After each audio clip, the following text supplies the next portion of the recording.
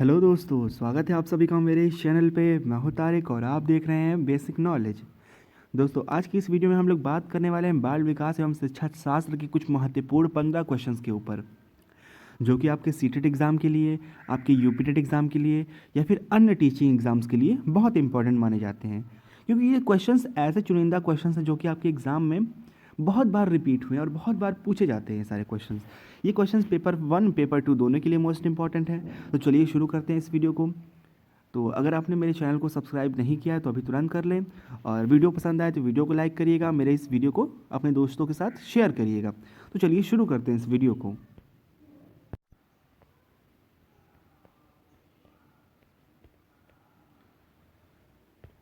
तो चलिए देखते हैं सबसे पहला क्वेश्चन क्या कह रहा है। एक बालक अधिक सीखता है यदि उसे, मतलब कोई बच्चा है कब अधिक सीखेगा। एक बालक अधिक सीखता है यदि उसे पाठ्य पुस्तक के माध्यम से पढ़ाया जाए, या फिर कंप्यूटर से पढ़ाया जाए, या फिर व्याख्यान विधि से पढ़ाया जाए, या फिर क्रिया विधि से पढ़ाया जाए। तो आप सोचिए कि क्या क्वेश्चंस सही हो सकते हैं। अगर ये 15 क्वेश्चंस में अगर आप 10 क्वेश्चन सही कर ले जाते हैं तो आप ऐसा मानिए कि आपकी तैयारी आप बहुत अच्छी चल रही है। तो देखिए क्या होगा इसका आंसर। तो पहला ऑप्शन कह रहा है पाठ्य पुस्तक के माध्यम से पढ़ाया जाए। सिर्फ बुक के माध्यम से ही पढ़ाएंगे बच्चों को आप, और कोई चीज़ नहीं बताएंगे, सिर्फ जो बुक में लिखा है वही बताएंगे। तो ये ऑप्शन तो गलत हो जा रहा है।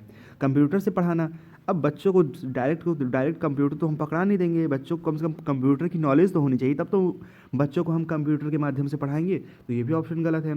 व्याख्यान विधि से पढ़ाना, ये भी गलत है। अब ये नहीं ना है कि टीचर बस खड़ा होकर व्हाइट बोर्ड के सामने लगा है लेक्चर देने, बच्चों को कुछ समझ ही नहीं आ रहा है, तो व्याख्यान विधि भी नहीं सही होगा। सही क्या होगा आपका ऑप्शन नंबर डी, क्रिया विधि से पढ़ाना, या क्रिया विधि से पढ़ाया जाए। मतलब क्रिया विधि का मतलब जब बच्चा खुद चीज़ों को करेगा, खुद अनुभव लेगा, खुद एक्सपीरियंस करेगा, चीज़ों को खुद देखेगा, अपने विचार बनाएगा, तो उससे बालक अधिक सीखेगा। तो जब क्रिया करके जो बच्चा सीखेगा वो उन चीज़ों को जल्दी सीखेगा और टिकाऊ सीखेगा। तो इस बात को आपको ध्यान रखना है कि क्रिया विधि से पढ़ाया जाए तो बालक सबसे अधिक सीखता है। चलिए बढ़ते हैं अगले क्वेश्चन के ऊपर। अगला क्वेश्चन है कक्षा कक्ष में शिक्षक प्रयास करता है, मतलब कि एक टीचर है वो अपने क्लास में ज़्यादातर प्रयास करता है क्या।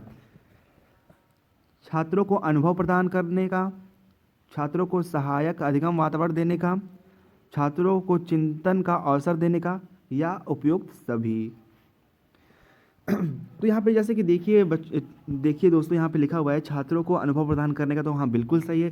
वो छात्रों को अनुभव प्रदान करेगा, रियल लाइफ के सिचुएशंस को दिखाएगा, एक्सपीरियंस को दर्शाएगा। दूसरा ऑप्शन कह रहा है छात्रों को सहायक अधिगम वातावरण देगा। हाँ, तो वो एक माहौल क्रिएट करेगा, वो ऐसा परिवेश देगा जिसमें जो बालक है, जो छात्र है, वो ज़्यादा से ज़्यादा सीख पाए। छात्रों को चिंतन का अवसर देगा। हाँ बिल्कुल देगा। जब छात्र चिंतन करेगा तभी उसकी मानसिक क्षमता का विकास होगा। तो यहाँ पे उपयुक्त सभी, दूसरे का आंसर है उपयुक्त सभी, ये सारी चीज़ें होंगी। चलिए फिर बढ़ते हैं अगले क्वेश्चन के ऊपर। अगला क्वेश्चन कह रहा है शिक्षा के दो महत्वपूर्ण उद्देश्य हैं। चलिए फटाफट से आप लोग ऑप्शंस पढ़िए। शिक्षा के दो महत्वपूर्ण उद्देश्य हैं। पहला ऑप्शन कह रहा है बालकों में विषय का ज्ञान व उनका मानसिक विकास करना। दूसरा ऑप्शन कह रहा है विषयों का ज्ञान देना व परीक्षा के लिए तैयार करना। तीसरा ऑप्शन है विषयों का ज्ञान देना व उनको कंठस्थ कराना। ये जो ऑप्शन है कंठस्थ कराना, ये जो मतलब वर्ड है कंठस्थ कराना, ये कहीं से भी बिल्कुल सही नहीं होता। ये आपको जहाँ भी दिखे, मतलब कि ये ऑप्शन तो कभी ज़िंदगी में सही नहीं होने वाला, चाहे वो सीटेट का एग्ज़ाम हो, चाहे यूपीटेट का एग्ज़ाम हो।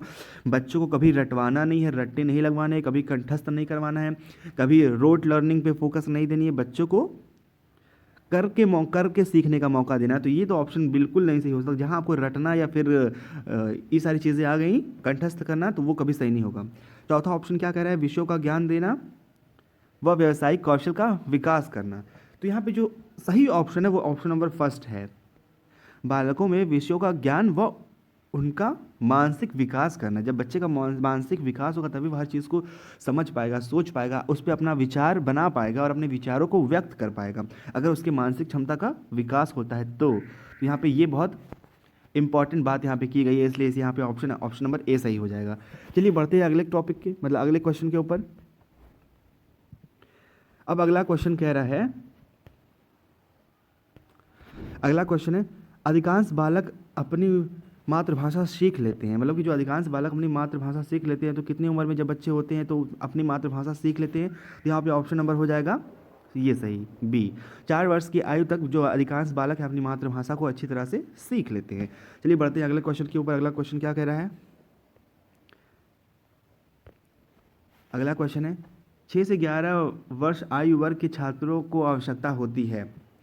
जो 6 से 11 वर्ष की, 6 से 11 का मतलब जो बच्चा है बाल्यावस्था के स्टेज में है, बाल्यावस्था की अवस्था में, तो किन चीज़ों की आवश्यकता होती है छात्रों को? तो यहाँ पे पहला ऑप्शन है कक्षा कक्ष में प्रजातंत्रीय वातावरण की, सीखने के, स्वायत्तता की, क्रिया आधारित अंतःक्रियात्मक अधिगम की, या उपयुक्त सभी।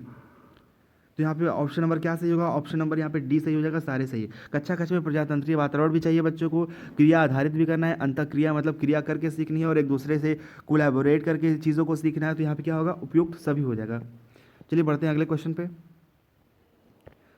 अगला क्वेश्चन कह रहा है एक बच्चा ईर्ष्या का प्रदर्शन करता है, तो यहाँ पे ऑप्शन नंबर कौन सा सही हो जाएगा आपका? ऑप्शन नंबर यहाँ पे सी सही हो जाएगा। जब 18 माह का जब बच्चा होता है तो उसके मन में ईर्ष्या की भावना आ जाती है।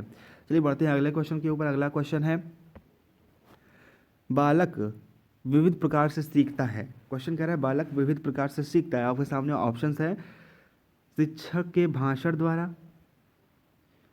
ये जो भाषण वाले ये शब्द है ना, ये कभी सही नहीं होते हैं।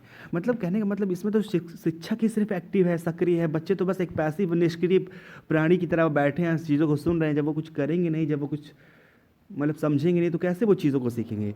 जब एक टीचर सिर्फ लेक्चर दे रहा है, बच्चे सिर्फ बैठ के सुन रहे हैं, तो बच्चे इस तरह से कभी नहीं सीख पाते। तो सीटेट में या फिर यूपीटेट में इन सारे ऑप्शंस को कभी सही नहीं माना जाता है। और ये सब ऑप्शंस भर भर के पूछे जाते हैं, भर भर के दिए होते हैं, जिनको आप आसानी से अलग कर सकते हैं। पहले देख सकते हैं कि ऑप्शन कभी सही नहीं होगा, ये ऑप्शन गलत है। तो शिक्षक के भाषण से कभी बच्चा नहीं सीखता है, तो यहाँ पर ये अगला ऑप्शन देखते हैं प्रयोग के द्वारा, बिल्कुल सही। विवेचना के द्वारा, बिल्कुल सही। प्रश्न पूछकर, ये भी बिल्कुल सही। क्रिया करके तथा चिंतन करके। अब इस ऑप्शन में इतनी सारी बातें की गई है कि हमको और जो 2 ऑप्शन बचे हैं उनको पढ़ने की जरूरत ही नहीं लग रही है, लेकिन अभी हम लोग पढ़ेंगे। देखिए, बच्चा प्रयोग करेगा तो सीखेगा, विवेचन करेगा मतलब डिस्कस करेगा तो सीखेगा, टीचर से प्रश्न करेगा मतलब प्रश्न तभी करेगा जब उस चीज़ों के बारे में कुछ ना कुछ उसने समझा हो। क्रिया करके मतलब उस चीज़ों को करेगा, उस पर चिंतन करेगा, अपने थॉट्स को प्रस्तुत करेगा। तो क्या है, ये सही है। क्वेश्चन नंबर 7 का ये ऑप्शन बी बिल्कुल सही है। कुछ इनके 2 ऑप्शंस और है, वो भी हम लोग देख लेते हैं। यहाँ पे क्या है ऑप्शन कह रहे हैं इनके? हाँ, ऑप्शन एक और है शिक्षक द्वारा निर्देशित नियंत्रित पाठ्यपुस्तक आधारित शिक्षण। देखिए, कोई भी क्लासरूम होता है वो शिक्षक के द्वारा नियंत्रित नहीं होगा, निर्देशित नहीं होगा। निर्देशित मतलब टीचर एक बस फैसिलिटेटर होता है, एक सुविधादाता होता है, बच्चों की मुश्किल को आसान कर देता है, वह नियंत्रित नहीं करता चीज़ों को। और उपयुक्त में से कोई नहीं, ये तो होगा नहीं। जो ऑप्शन नंबर बी था वो सही होगा। चलिए देखते हैं क्वेश्चन नंबर 8वां। क्वेश्चन नंबर 8वां है 6 से 11 वर्ष आयु वर्ग के बालक की विशिष्टताएं निम्नलिखित हैं। जो उनकी विशेषताएं हैं या फिर विशिष्टताएं हैं वो कौन सी है? तो वो बालक स्वाभाविक एवं सक्रिय अधिगमकर्ता होते हैं, ये बात तो सही लग रही है। सीखने के लिए शिक्षकों पर निर्भर होते हैं, नहीं बिल्कुल ये तो नहीं है। हमेशा कई बच्चे घर पे भी सीखते हैं, बाहर जाते हैं तो भी सीखते हैं, सिर्फ शिक्षक के ऊपर तो डिपेंड बिल्कुल नहीं करते हैं।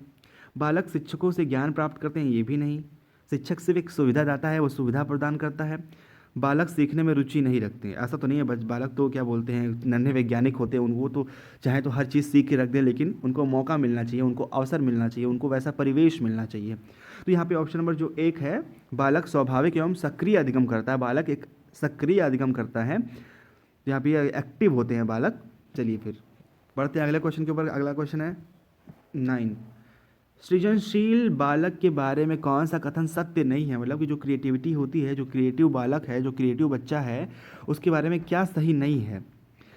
यहाँ पे ऑप्शन कह रहा है सृजनशील बालक जिज्ञासु होते हैं, तो हाँ बिल्कुल जिज्ञासु होते हैं। जब वो क्रिएटिव है तभी तो जिज्ञासु होंगे, हर चीज़ के बारे में जानेंगे, उसके बारे में सोचेंगे, उसके बारे में जानकारी इकट्ठा करेंगे। सृजनशील बालक साहसी नहीं होते, ये यहाँ पे नहीं ठीक लग रहा है, मतलब कि ये, चलिए इसको अभी अब देखते हैं, सब अगले ऑप्शन पे देखते हैं। सृजनशील बालक बहिर्मुखी होते हैं, हाँ तो ये भी बिल्कुल सही है कि जो सृजनशील बालक है वो क्या है, बहिर्मुखी होते हैं।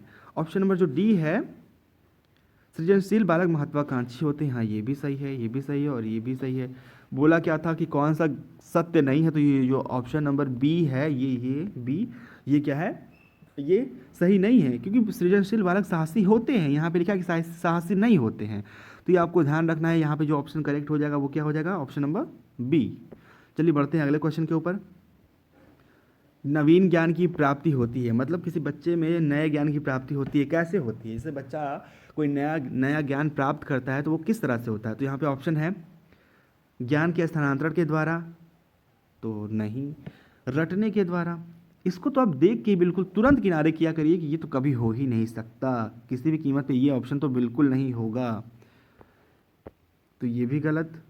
और अनुभव द्वारा, नवीन अर्थ ढूंढने के द्वारा, हाँ तो ये ऑप्शन बिल्कुल करेक्ट है। देखिए बच्चा एक्सपीरियंस से सीखता है, बच्चे अपने एक्सपीरियंसेस से सीखते हैं, बच्चे किसी चीज़ को अनुभव करते हैं, उसको देखते हैं। मान लीजिए बच्चा कहीं बाहर गया है, वो चीज़ों को देखा, उसको अनुभव किया, तो वो चीज़ें उसके दिमाग में टिकी रहेंगी और उसको रहेगा कि हाँ मैंने वो चीज़ देखा था तो मुझे याद है, तो ये चीज़ अनुभव करेगा।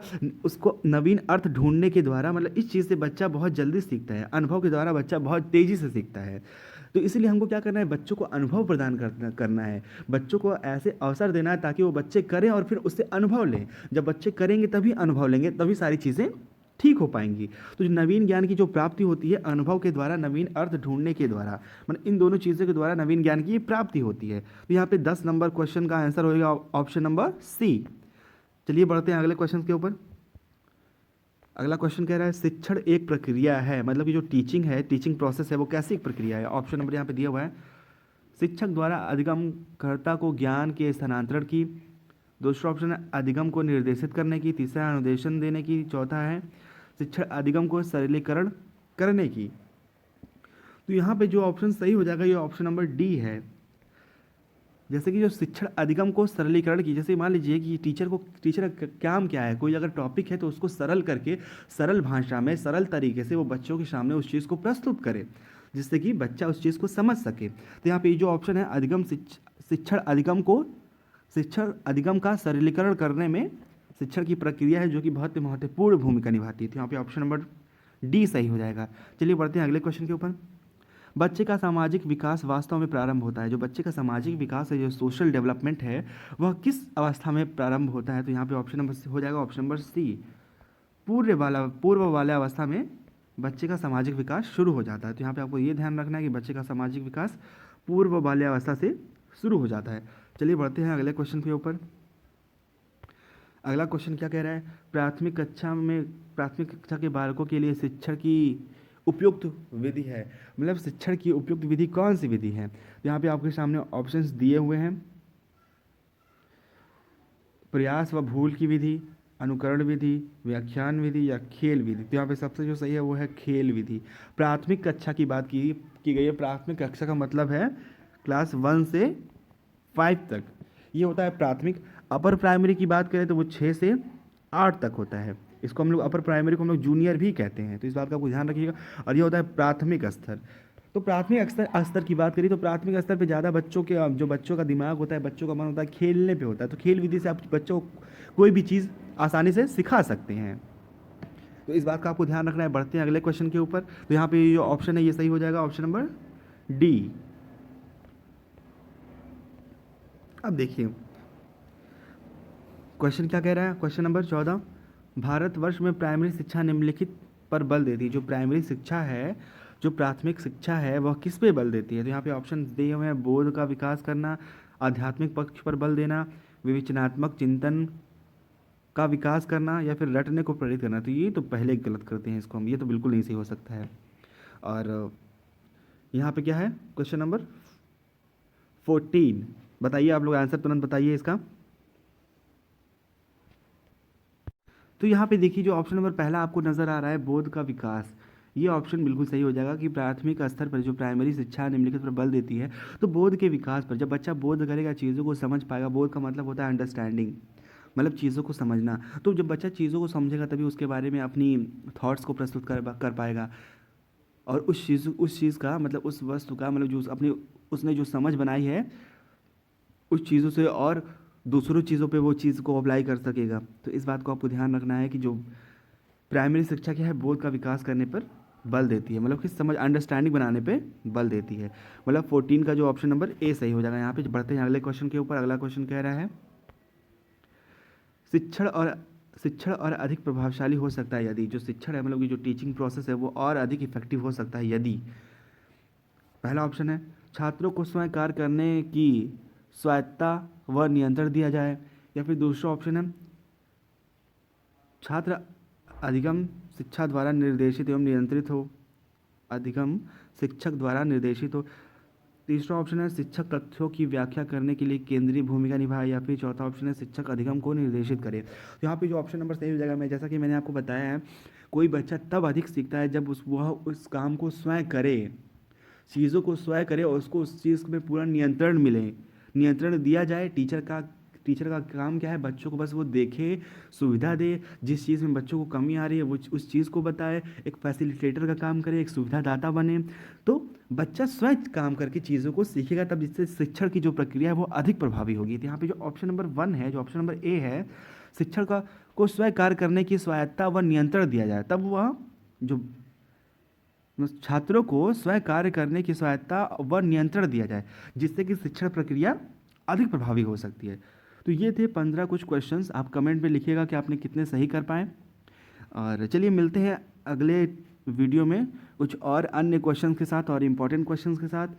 अगर आपको ये वीडियो पसंद आया हो, ये मेरा एक्सप्लेनेशन पसंद आया, तो मेरे चैनल को सब्सक्राइब करिएगा, मेरे वीडियो को लाइक करिएगा और अपने दोस्तों के साथ इस वीडियो को शेयर करिएगा। मिलते हैं फिर अगली वीडियो में, तब तक के लिए धन्यवाद।